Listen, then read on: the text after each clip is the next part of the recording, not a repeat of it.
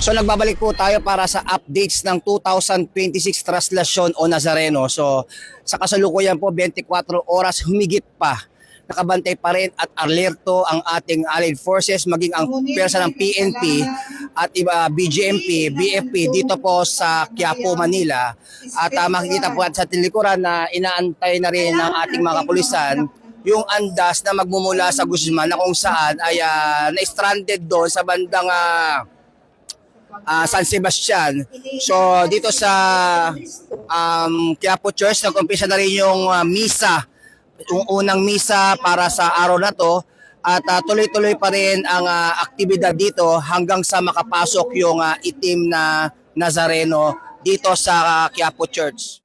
So meron din tayo mga kababayan na nagpasalamat sa kapulisan, sa mga allied forces at syempre sa mga medical team na tumutulong sa kanila just in case na meron nasaktan na sugatan dulot ng malakas na buhos ng mga deboto sa pagsampa sa andas. Salamat po sa mga medical at mga kapulisan dahil tulungan po nila ang mga deboto. Sa mga kapulisan ay emergency po kapag kunyari may tawag doon, pag may naimatay po, tinutulungan po nila.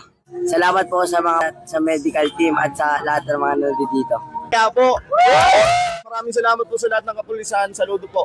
Yung mga kababayan na natulog na lang po sa kalsada upang sa ganun habang inaantay itong pagdating ng andas ay meron ng panibagong lakas at maging yung ating mga kapulisan, PNP at iba pang allied forces ay nagpahinga na rin kung saan merong pagpapahinga. Dito sa bangketa na rin sila nagpahinga.